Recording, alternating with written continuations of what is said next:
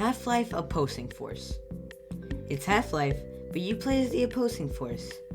Yeah, I know. Absolute discovery of the fucking century. But hey, we're not here to joke around or whatever. We're here to be men. Men of the Half-Life franchise.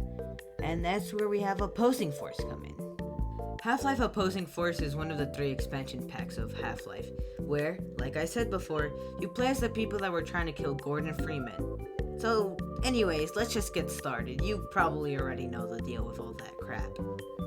Starting the game, you see you're in a helicopter with other military men being sent to Black Mesa.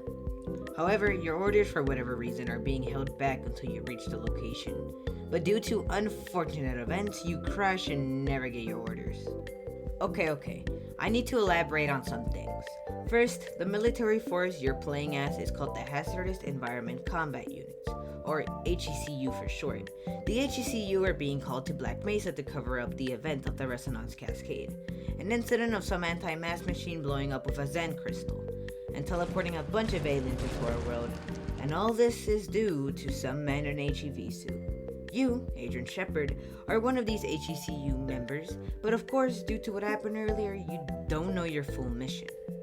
Moving on, we wake up to see 2 of our fallen comrades, and our savior, a scientist. We go on our way and put on our vest, and a cop lets us through some doors, where we get the fan favorite, wrench. Yeah, so instead of a crowbar like Half-Life and Half-Life Blue Shift, we get a wrench. The only difference with it is that if you right click, you do like a charge swing, so I guess that's cool. But don't fret, because you instantly get a knife like 2 minutes after getting the wrench.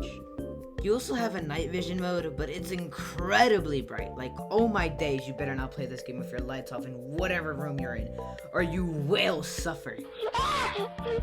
Anyways, the first true advancement is when you turn on this radio, where the person on the other side says that the military is pulling out since the whole alien thing is getting out of hand, and to escape through the transit system.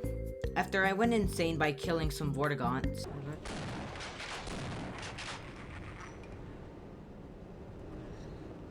What you got? They're kind of funny. Or they sound funny.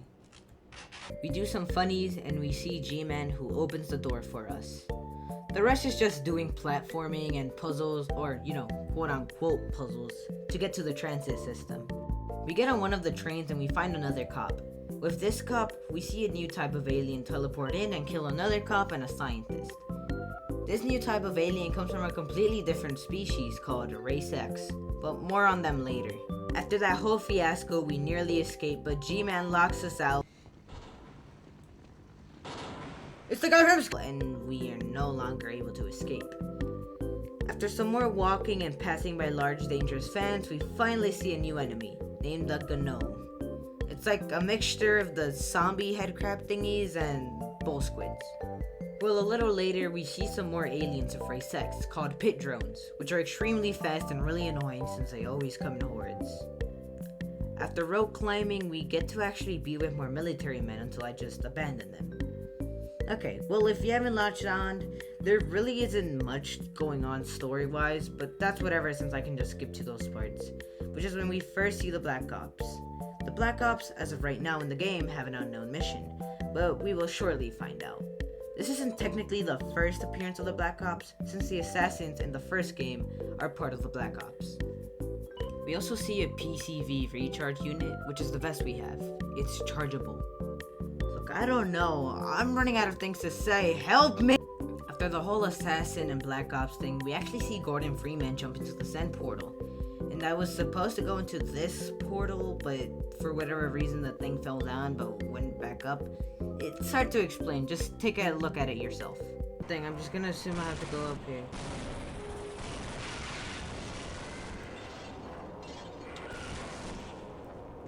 After teleporting through the portal, we actually see a purple or pink portal. This portal leads to whatever world Race X comes from. And these circle things are actually alive and part of Race X. Presumably, Race X is using Zen to go to other worlds, since Zen is simply like a bridge between worlds, if that makes any sense. But I ignored it because I had no idea what was going on. We also get another special weapon, which shoots an insta-killing orb and also teleports you if you right-click. but I never did through this playthrough, so... Anyways, you use some machine powered by Zen crystals which teleports you into water. After escaping through a tunnel, you get into this part with some electricity blocking the way. It's not important, I'm just mentioning it because I struggled to find out that you need to shoot this box just to get past it. Oh, and to make things worse, the next part introduces a new Race X alien called Shock Troopers. These things suck. They're even on the thumbnail for a reason, which we'll see later. You again teleport through a portal, which brings you back to Zen, just to get into another portal, which leads to a water area. By getting past the water area, you see an observation area. I also unlocked the Shock Troopers weapon, an infinite ammo weapon. We also see yet another Race X alien named Vortigors. After some exploring, I found a Zen-like area where we unlocked another weapon. This weapon is actually a Race X alien, and its name is Spore Launcher. And a little after, you get a barnacle grappler. I also somehow managed to accidentally go to the right way, and we see the tentacle monsters again. We also get another radio message saying that they're struggling to kill a worm creature, which is actually yet another Race X alien called the Pitworm. The Pitworm is basically a mini-boss. It's like the blast pit in the first Half-Life game.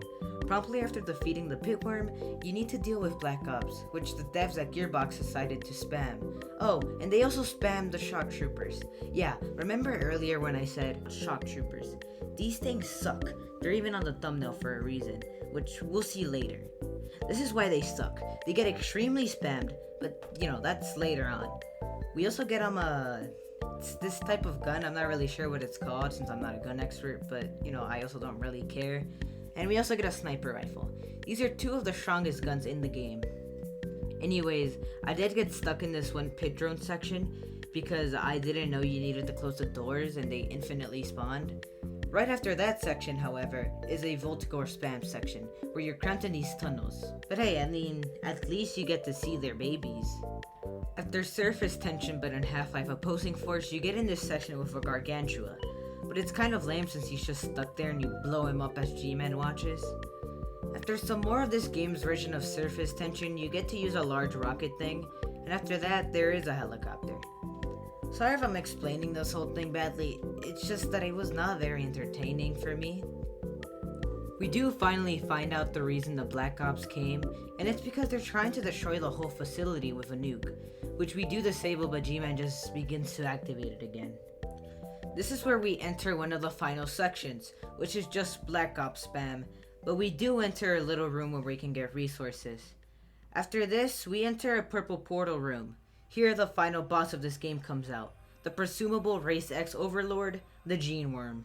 All you really do is just shoot its eyes and shoot the little cord thing it has, and it retreats and you win. And by win I mean G-Man teleporting you into a helicopter and permanently trapping you in stasis. The end. Oh, and Black Mesa did blow up by the nuke, so it is not coming back. Dr. Freeman, I realize this moment may not be the most... So, yeah, that is it for this video. For my thoughts on Half-Life Opposing Force, well, it's pretty good. It definitely has the same atmosphere with the Half-Life games, specifically, the first few ones. Which is a great thing, because the atmosphere is definitely one of the more important things of the Half-Life franchise. But like with the first game, I'm just not very good at FPS games, so I guess it's technically my fault. But the Black Ops and Alien spam was not appreciated. It's not horrible, but it's not the best thing ever. Honestly, it's a solid 7 out of 10. Now onto Half-Life 2. Oh yeah, and like and subscribe or something. Bye!